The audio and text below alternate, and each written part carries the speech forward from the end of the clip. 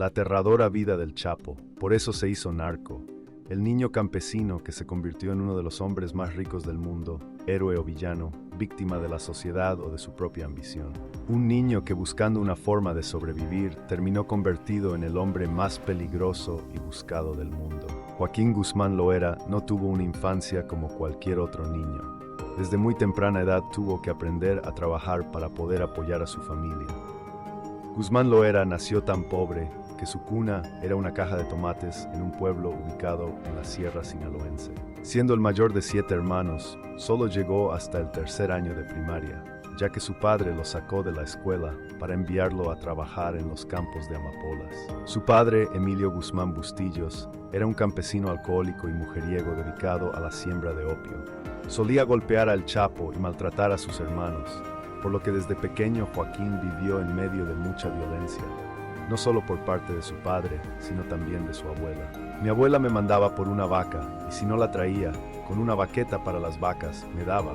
Me decía, "Inquese ahí", y había que encarcelarme si no me iba peor, señaló el poderoso narcotraficante en una entrevista en Univision. A pesar de que intentó vender naranjas y pan para ayudar a su familia y ganarse la vida, muy pronto descubrió las redes de distribución local de droga. Con solo 15 años de edad y siguiendo los pasos de su padre, Joaquín comenzó a sembrar marihuana, iniciando su propio negocio. Fue así como se ganó su primer apodo, el Chapo. Poco a poco, gracias a su inteligencia y capacidad para organizar grupos, así como su carácter implacable para cobrar cualquier cuenta pendiente, deslealtad o traición, Guzmán Loera no solo fue ascendiendo, sino que fue reclutado por Miguel Ángel Félix Gallardo, el jefe de jefes del narcotráfico mexicano y fundador del famoso Cártel de Guadalajara, para ingresar al negocio de la cocaína en 1980. Al igual que la mayoría de los narcotraficantes, comenzó desde abajo, realizando la logística y haciendo el trabajo sucio del jefe de jefes, mismo que por los resultados que le entregaba, empezó a darle más responsabilidades hasta que se convirtió en su mano derecha. Finalmente, Félix Gallardo fue arrestado acusado de la muerte del agente de la CIA, Enrique Kiki Camarena, como acto de venganza por haberse infiltrado en el Cártel de Guadalajara y provocar la pérdida de millones de dólares en la Operación Bufano.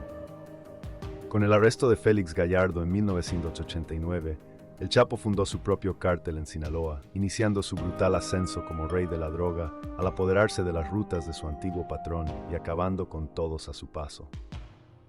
Por esa época viajó a Colombia para conocer a sus proveedores y futuros socios en el monopolio de la cocaína, y fue ahí cuando entró en contacto con el cártel de Fabio Ochoa, su primer enlace en Sudamérica. Pero esto apenas empezaba, pues después conoció al líder del cártel de Medellín, el famoso patrón del mal, Pablo Escobar. Muy pronto el Chapo se ganó el respeto de los jefes del narco en Colombia, ya que acostumbraba a pagar muy rápido y llevar la coca puntualmente. Por esto los colombianos comenzaron a llamarlo el Rápido. Además de esto, su fama fue creciendo debido a su habilidad para transportar la droga.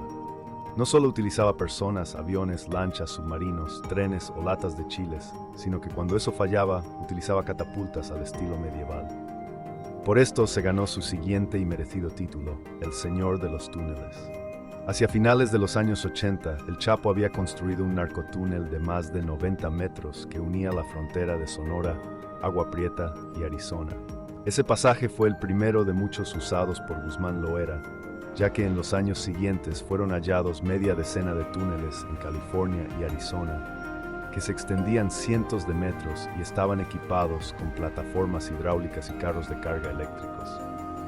Uno de ellos se extendía más de 400 metros desde Tijuana hasta un depósito en San Diego, según documentos judiciales. De esta forma, el cártel de Sinaloa pasó de ser solo transportista de la cocaína colombiana a ser el principal exportador del oro blanco en México. El primer paso para construir su nuevo imperio era dominar el territorio de Tijuana. Sin embargo, como quienes dominaban la plaza eran los hermanos Arellano Félix, esto dio paso a una violenta y sanguinaria narcoguerra durante los años 90. Ambos cárteles desarrollaron una profunda rivalidad, la cual alcanzó uno de sus puntos más violentos el 24 de mayo de 1993, cuando ambos cárteles protagonizaron una brutal balacera en el Aeropuerto Internacional de Guadalajara, donde una de las 7 víctimas fue el cardenal Juan Jesús Posadas Ocampo. Hecho que puso al Chapo en los medios internacionales, ya que se piensa que el cardenal tenía en su poder una lista de políticos corruptos ligados al presidente de México, Carlos Salinas de Gortari.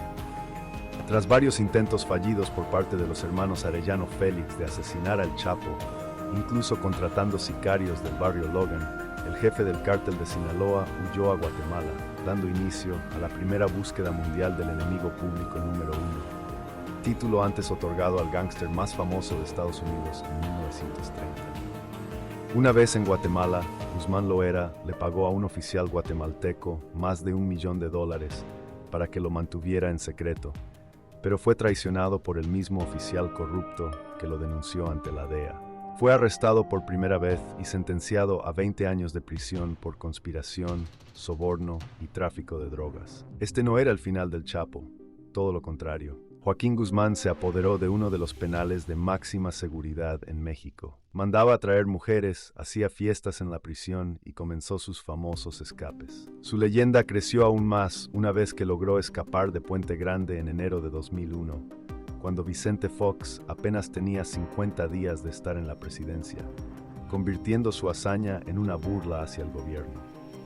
Finalmente, el cártel de Sinaloa operó en más de 50 países y sus negocios también incluyeron la trata de personas, la prostitución, la pornografía, el robo de gasolina y el lavado de dinero.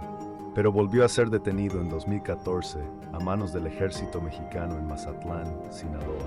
Esta vez fue ingresado al penal de máxima seguridad del Altiplano, de donde se fugó el 11 de julio de 2015 a través de un túnel de 5 kilómetros, cuyo costo se calcula que ascendió a más de $1 millón.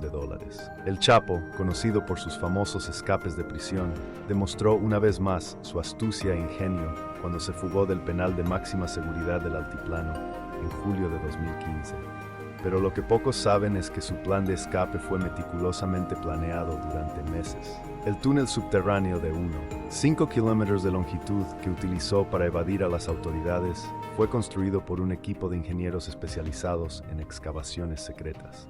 El costo de esta audaz fuga se estima en más de $1 millón.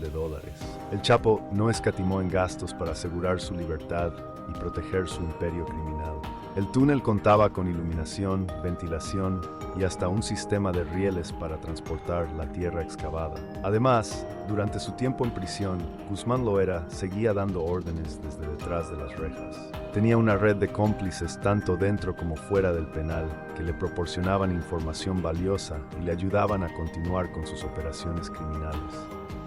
Su poder y control sobre el cártel de Sinaloa seguían intactos, a pesar de estar encarcelado.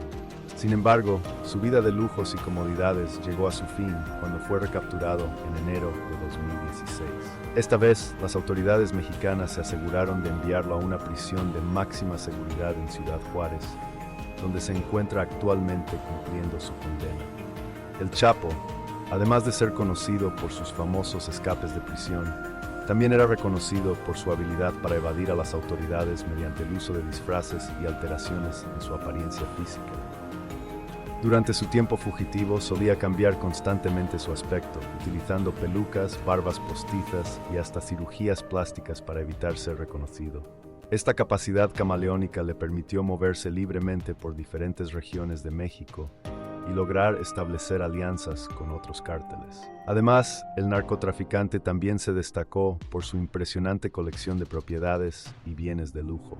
Tenía una gran cantidad de mansiones, yates, aviones privados y vehículos de alta gama, los cuales adquiría utilizando nombres falsos y testaferros para ocultar su verdadera identidad.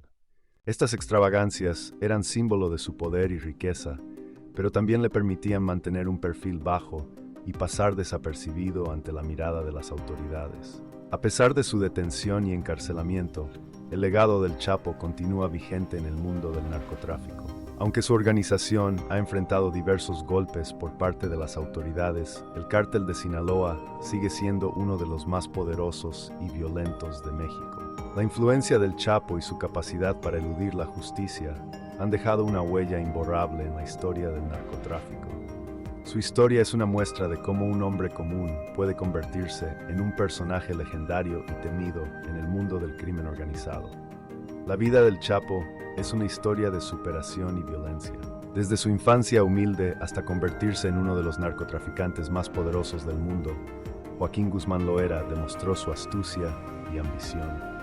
A través de su inteligencia y habilidad para organizar grupos, se ganó el respeto de los líderes del narcotráfico en Colombia y México.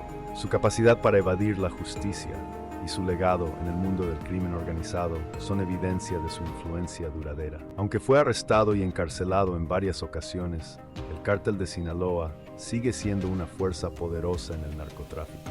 La historia del Chapo es un recordatorio de cómo una persona puede transformarse en un personaje legendario y temido en el mundo criminal.